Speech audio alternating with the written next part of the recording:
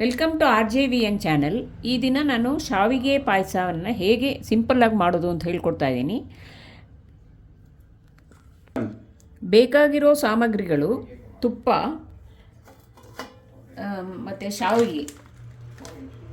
ಆಮೇಲೆ ಅದನ್ನು ಪ್ರೊಸೀಜರ್ನ ಹೇಳ್ಕೊಡ್ತೀನಿ ಏನೇನು ಹಾಕಬೇಕು ಅಂತ.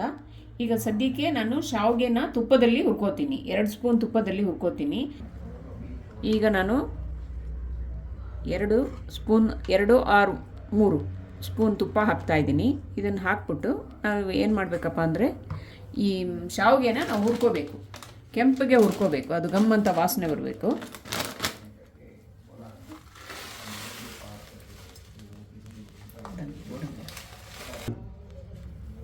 ಈಗ ಮೊದಲು ನಾವು ಶಾವಿಗೆನ ಹಾಕೊಳ್ಳೋಣ. ನಮ್ಗೆ ಎಷ್ಟು ಬೇಕೋ ತುಪ್ಪಕ್ಕೆ ಕರೆಕ್ಟಾಗಿ ನಾವು ಹಾಕೋಬೇಕಾಗುತ್ತೆ. ಇದನ್ನು ಹಾಕ್ಕೊಂಡು ನಾವು ಕೆಂಪಿಗೆ ಹುರ್ಕೋಬೇಕು. ಇದ್ರ ಜೊತೆಗೆ ನಾವು ಗೋಡಂಬಿನ ಕೂಡ ಹಾಕೋಬೇಕು. ಗೋಡಂಬಿ, ದ್ರಾಕ್ಷಿ. ಈಗ ನಾನು ಇದ್ರ ಜೊತೆಗೇನೆ 2 ಎಷ್ಟು ಬೇಕೋ ಅಷ್ಟು ದ್ರಾಕ್ಷಿ, ಡ್ರೈ ಫ್ರೂಟ್ಸ್ ನೀವು ಎಷ್ಟು ಹಾಕೋತೀರೋ ಅಷ್ಟು ಶಾವಿಗೆಗೆ ತಕ್ಕಂತೆ ಹಾಕೋಬೇಕಾಗುತ್ತೆ. ಅದ್ರ ಜೊತೆಗೆ ನಾವು ಗೋಡಂಬಿ ಪೀಸಸ್ನ ಕೂಡ ಹಾಕ್ಕೊಂಡು ತುಪ್ಪದಲ್ಲೇ ಹುರಿಬೇಕು. ಇದನ್ನು ತುಪ್ಪದಲ್ಲಿ ಕೆಂಪಗೆ ಹುರ್ಕೋಬೇಕಾಗುತ್ತೆ ಶಾವಿಗೆನ. ಅದು ನಾವು ಎಷ್ಟು ಅಂದರೆ ತುಂಬ ಜಾಸ್ತಿನೂ ಸೀರಿಸಬಾರ್ದು. ಇದರಲ್ಲಿ ಎಷ್ಟು ಬೇಕೋ ಅಷ್ಟು ಕೆಂಪಿಗೆ ಹುರ್ಕೊಂಡಾಗ ಅದು ಅದರ ಘಮ ನಮಗೆ ಗೊತ್ತಾಗ್ಬಿಡುತ್ತೆ. ಅದರ ಘಮದಲ್ಲೇ ಅದು ಇಷ್ಟಾಗಿದೆ ಅಂತ ಗೊತ್ತಾಗತ್ತೆ ನಮಗೆ. ಸ್ವಲ್ಪ ಅದು ಕೆಂಪು ಕಲರ್ ಕೂಡ ಬಂದಿರಬೇಕಾಗತ್ತೆ. ಸೊ ಈಗ ನಾನು ಹುರ್ಕೋತಾ ಇದ್ದೀನಿ. ಇವಾಗ ನೋಡಿ, ಇದು ಶಾವಿಗೆ ಇಷ್ಟು ಕೆಂಪಗಾಗಿದೆ. ಇದನ್ನು ನಾವು ಈ ಥರ ಕೆಂಪಿಗೆ ಇಷ್ಟು ಆಗೋವರೆಗೂ ನಾವು ಹುರ್ಕೋಬೇಕಾಗುತ್ತೆ. ನಾನು ಒಂದು ಅರ್ಧ ಲೀಟ್ರ್ ಹಾಲಿಗೆ ನಾನು ಇದು ಪಾಯಸ ಇಷ್ಟು ಹಾಕ್ಕೊಂಡಿದ್ದೀನಿ. ಶಾವಿಗೆನ ಇದು ಇಷ್ಟು ಹಿಂಗೆ ಹುರ್ಕೊಂಡಿದ್ದೀನಿ. ಇದ್ರ ಒಳಗಡೆನೇ ಗೋಡಂಬಿ, ದ್ರಾಕ್ಷಿ ಎಲ್ಲನೂ ಹಾಕಿದ್ದೀನಿ. ಇವಾಗ ಏನು ಮಾಡಬೇಕು ಅಂದರೆ ಮೊದಲೇ ನಾನು ಹಾಲನ್ನ ಕಾಯಿಸಿಟ್ಕೊಂಡಿದ್ದೀನಿ. ಈಗ ಇದನ್ನು ನಾವು ಆರಿದೆ ಅದು. ಈಗ ಇದೆಲ್ಲ ಹಾಕಿ ನಾವು ಮಿಕ್ಸ್ ಮಾಡಬೇಕಾಗತ್ತೆ. ಮಿಕ್ಸ್ ಮಾಡಿ ಇದಕ್ಕೆ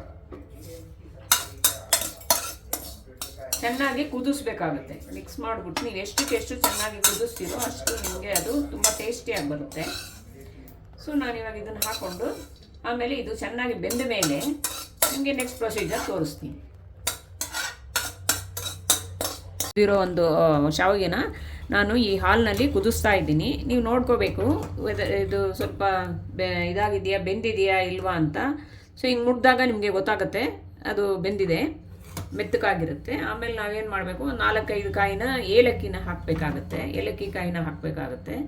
ಹಾಕ್ಬಿಟ್ಟು ಈಗ ನಾವೇನು ಮಾಡಬೇಕು, ಇದು ಶಾವಿಗೆ ಎಲ್ಲ ಬೆಂದ ಮೇಲೆ ನಾವು ಸಕ್ಕರೆನ ಹಾಕಬೇಕು. ಮೊದಲೇ ಹಾಕಿದ್ರೆ ಶಾವಿಗೆ ಬೇಯಲ್ಲ.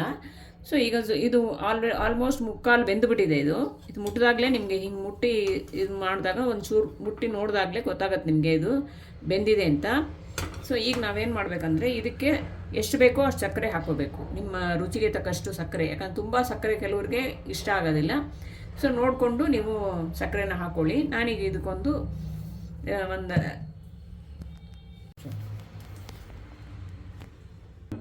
ಇದಕ್ಕೆ ನಾವೊಂದು ನನಗೆ ಎಷ್ಟು ಬೇಕೋ ಅಷ್ಟು ಸಕ್ಕರೆ ಹಾಕೋತೀನಿ. ನಾನಿಲ್ಲಿ ಈಗ ಒಂದು 3, 4,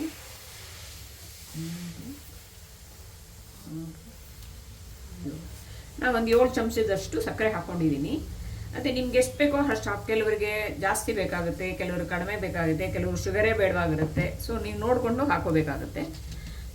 ಇದನ್ನು ಸ್ವಲ್ಪ ಚೆನ್ನಾಗಿ ಕುದಿಬೇಕು, ಇನ್ನೊಂಚೂರು ಕುದಿಬೇಕಿದು. ಕುದಿದ್ರೆ ಸಕ್ಕರೆ ಎಲ್ಲ ಮಿಕ್ಸ್ ಆಗುತ್ತೆ. ನೋಡಿ ಇಷ್ಟು ರೆಡಿಯಾಗಿದೆ. ಈಗ ಚೆನ್ನಾಗಿ ಬೆಂದಿದೆ, ಕುದ್ದಿದೆ. ನೀವು ಸಕ್ಕರೆ ಜೊತೆಗೆ ಇದು ಎಲ್ಲ 3 ಇಂಗ್ರೀಡಿಯೆಂಟು ಚೆನ್ನಾಗಿ ಕುದ್ದಿದೆ. ಇಷ್ಟು ಕುದ್ದರೆ ಸಾಕು.